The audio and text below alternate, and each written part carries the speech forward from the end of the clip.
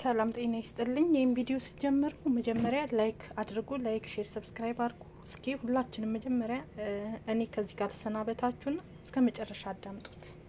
እንድታዳምጡት እስከ መጨረሻ ያሉትን መረጃ ከቀብሯ ጀምሮ ሳነሳት ነበር። ጠዋት መርዶ አረዱኝ። በፎቶግራፍ ስራዎች ካፈራኋቸው ወዳጆቼ መካከል የቀኝ እጄ ምላት እህቴ ቀነኒ አዱኛ መካሪዬ፣ ጓደኛዬ፣ የክፉ ቀን ወዳጄ ነበረች። እነዚህን የልደት ፎቶዎች ሳነሳት ነበር። አንድ ሰዓት በሰላም ተለያየን። ዛሬ ጠዋት መጋቢት 2017 ጠዋት ማረፏን አረዱኝ። አንድ ቀን አልፈን ወደ ሞተችበት እለት ስንመጣ ደግሞ በዛ እለት ምንድነው የተፈጠረው ስለሚለው የአንዷለም ማኔጀር የነበረ ሰው የተናገረው ነገር እስቲ ሰምተን እንመለስ። የአርቲስት አንዷለም ማኔጀር የሆነው ሌሊሳ እንድሪስ የአስከሬን ምርመራው በሚኒሊክ ሆስፒታል እንደሚደረግና የሟች የቀብር ስነስርዓት ረቡዕ እንደሚከናወን ለቢቢሲ አፋን ኦሮሞ ተናግሯል። ቀነኒ ከሚኖሩበት ህንፃ መውደቋንና ንጋት 11 ሰዓት አካባቢ መሞቷን ሌሊሳ ተናግሮ አንዷለምና ቤተሰቦቹ ወድቃ እንዳገኟት አስታውቋል። ሌሊሳ ንጋት 11 ሰዓት ስልክ ተደውሎ ቀነኒ ጉዳት ደርሶባት ሆስፒታል እንደገባች እንደተናገረው ገልጾ እስካሁን ባለው መረጃ መሰረት ከ5ኛ ፎቅ ወድቃ ነው የሞተችው። ሁኔታውን ለማጣራት ምርመራ ተጀምሯል ብለዋል። ማኔጀሩ አክሎም መኖሪያ ቤቱ አዲስ አበባ አራብሳ ሰንሻይን ተብሎ የሚታወቀው አካባቢ መሆኑን ጠቅሶ ጥንዶቹ በስፍራው ከ1 ዓመት በላይ መኖራቸውን ተናግረዋል። ከክስተቱ በኋላ አስከሬኗ በአቅራቢያ ወደሚገኘው ያኔት ወደ ተባለ ሆስፒታል መወሰዱን ገልጿል። እስከ ምሽት ድረስ ከቆየን በኋላ ፖሊስ መጥቶ አስክሬኑን ለምርመራ ወደ ሚኒሊክ ሆስፒታል ወሰደው። ቀጥሎ ሱሉልታ ወደሚገኙት ቤተሰቦቿ ተወስዷል። አስክሬኑ ማለት ነው። የቀብር ስነ ስርዓቷ አዲስ አበባ ይፈጸማል። መቼ ነው የሚፈጸመው? ዛሬ 9 ሰዓት አካባቢ ስላሴ ካቴድራል እንደሆነ ያገኙት መረጃ ያሳያል። ሌሊሳ እንደሚለው አርቲስት አንዷለም በአሁኑ ወቅት ለምርመራ ፖሊስ ጣቢያ ነው የሚገኘው። አንዷለም ነው ራሱ ወደ ሆስፒታል የወሰዳት። ፖሊስ መጥቶ ለምርመራ እሱን ይዞት ሄዷል። ከዚህ ውጪ በማህበራዊ ሚዲያ የሚሰራጩ ወሬዎች አሉባልታ ናቸው። አንዷለምን ወደ ፖሊስ ጣቢያ የወሰዱት ቃሉን ለመቀበል ነው ሲል ራሱ አብራርቷል። ጥንዶቹ በቅርቡ ትዳር የመመስረት እቅድ እንደነበራቸው ማኔጀሩ ለቢቢሲ ተናግረዋል። እንግዲህ በቀኑ ስለተፈጠረው ክስተት እስካሁን ያለው መረጃ ይሄ ነው። ሰዎች በራሳቸው መንገድ የራሳቸውንም ስሜት ጨምሮ የተለያየ ነገር እየዘገቡ ይገኛሉ። ለማንኛውም ፖሊስ የሚያጣራው በጣም ብዙ ነገር እንዳለ ይገባኛል። ጓደኞቿ ስለሷ ምን እያሉ ነው? ሁለቱ ስላላቸው ግንኙነት ከዛም በተጨማሪ በቀኑ ስለተፈጠረው ክስተት ምን አስተያየት እየሰጡ ነው ስለሚለው እንነጋገራለን። ከዚሁ ጉዳይ ጋር በተያያዘ ሶሻል ሚዲያ ላይ በጣም አነጋጋሪ የሆነው ይሄ የቻት ስትሪ ነው። እንግዲህ ስክሪንሾት ተደርጎ በተለያየ መልኩ ሶሻል ሚዲያ ላይ ሲለቀቅ ነበረ። ምንድነው የሚለው? እስቲ ቻት ያደረጉት የሚለውን ላሳያችሁ። ህይወት ከባድ ነው ውዴ ብላ ትናገራለች። ያው ቀነኒ ማለት ነው። አንዳንዴ መንገር ራሱ ይከብዳል። መሞት የተመኘው ሰው ነኝ ጌታን። ለሰው መንገር ምንም ጥቅም የለውም። እስኪ ለጌታ እንንገረው፣ እሱ ጋር መፍትሄ አለው። እሱ ልክ ነች ትላታለች ጓደኛዋ። ውዴ አንቺ ጠንካራ ሴት ነች፣ ግን ምን አይተሽ? ብዙ ነገር ከፊትሽ አለ፣ እንደዚህ አትሁኝ በጌታ ትላታለች። ደከመኝ ውዴ ትላታለች።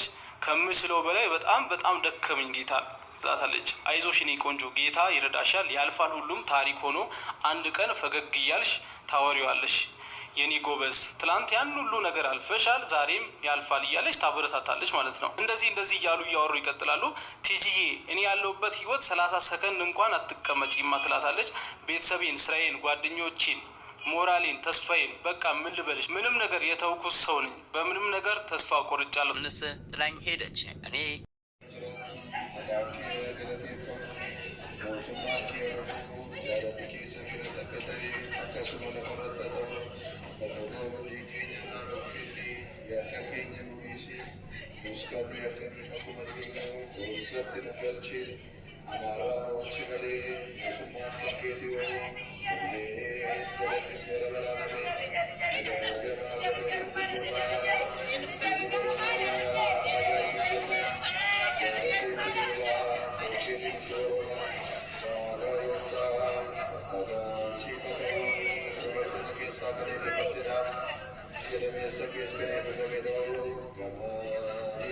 ድምፃዊ አንዷለም ጎሳ አልቻለም።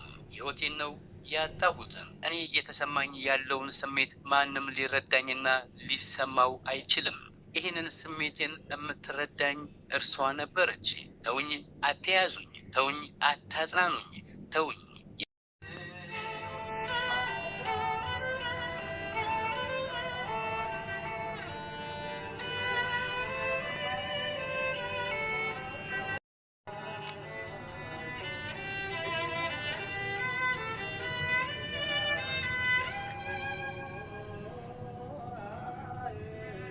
ሊቃውንቱ በወረብ በመዝሙር እህታችንን ይሸኛሉ ማለት ነው። ደስ ይበለን።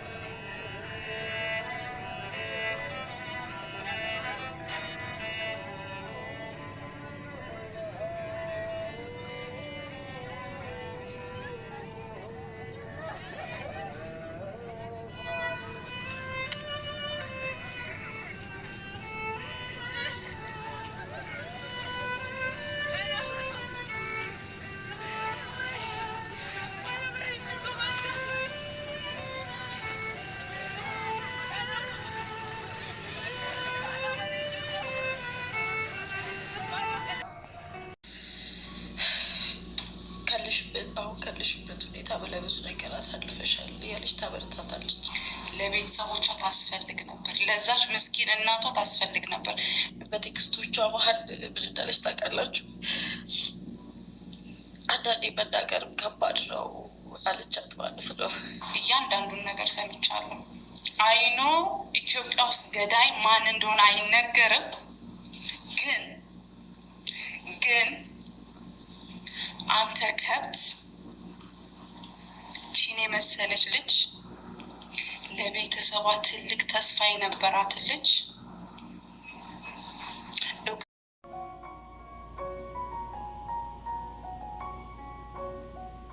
በትላንትናው ዕለት የተሰማውና ብዙዎችን ያሳዘነው የሟች ቀነኒ አዱኛ አሟሟት ላይ የአዲስ አበባ ፖሊስ ኮሚሽን መረጃ ሰጥቷል።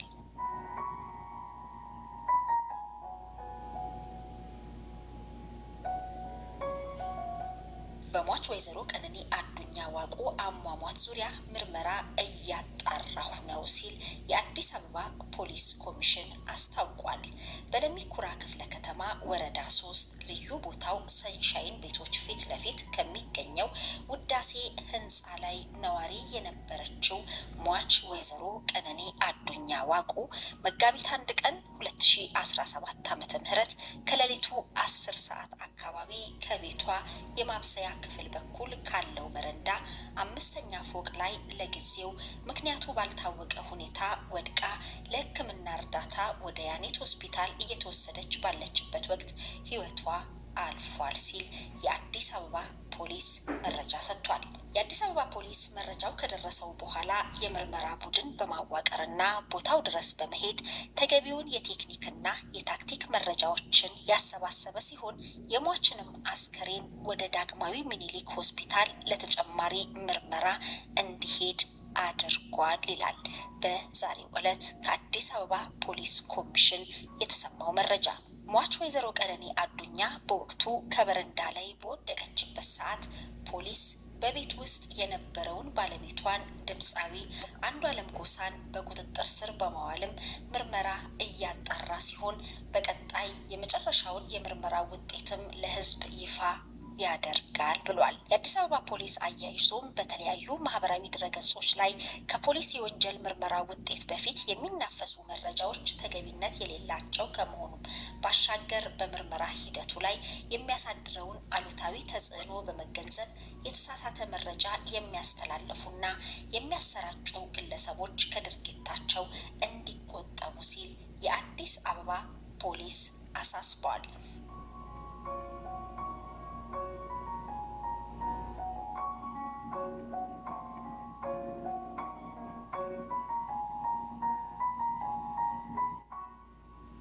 ወጣቷ ቀነኒ አዱኛና ድምፃዊ አንዷለም ጎሳ በቅርቡ ትዳር የመመስረት እቅድ እንደነበራቸው የቅርብ ቤተሰቦቻቸው ተናግረዋል። ከዛ በፊት ግን ለ1 ዓመት ያህል በአንድ ጥላ ስር እየኖሩ ነበረ።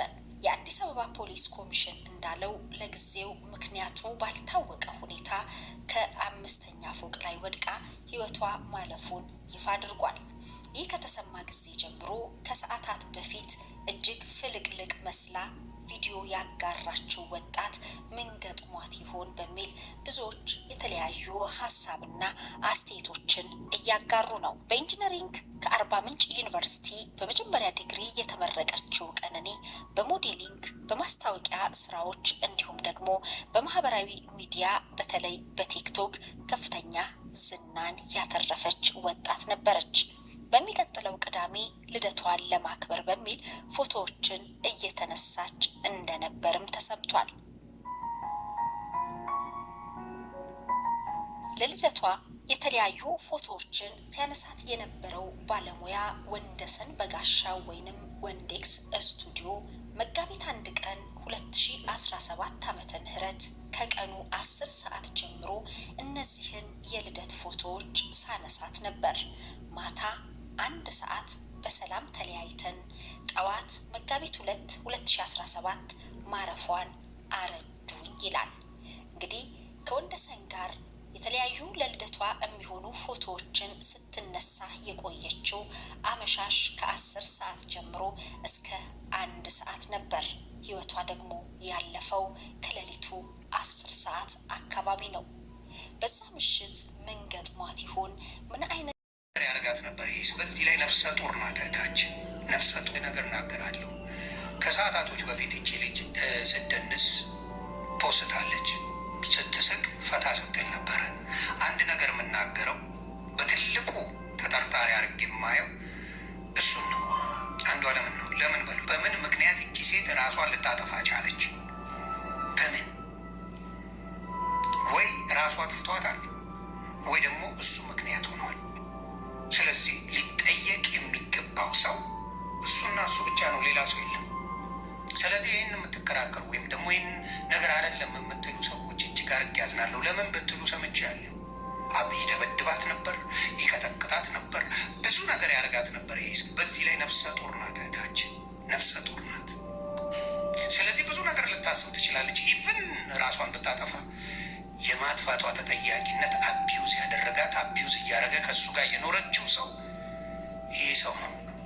እኔ ለሴቶች አንድ ነገር አለኝ። እባካችሁ አንዴ እጁን ያነሳባችሁ ወንድ ሁልጊዜም ህይወታችሁን ሳያጎል አካላችሁን ሳያጎል አይፋታችሁ። ስለዚህ እጅግ አዝኛለሁ። ይህችን የመሰለች ወርቅ ልጅ አቢዩዝ ተደርጋ በአቢዩዚቭ ሪሌሽንሽፕ ላይ ቆይታ በለጋ እድሜዋ መቀጠፏ እጅግ ያማል።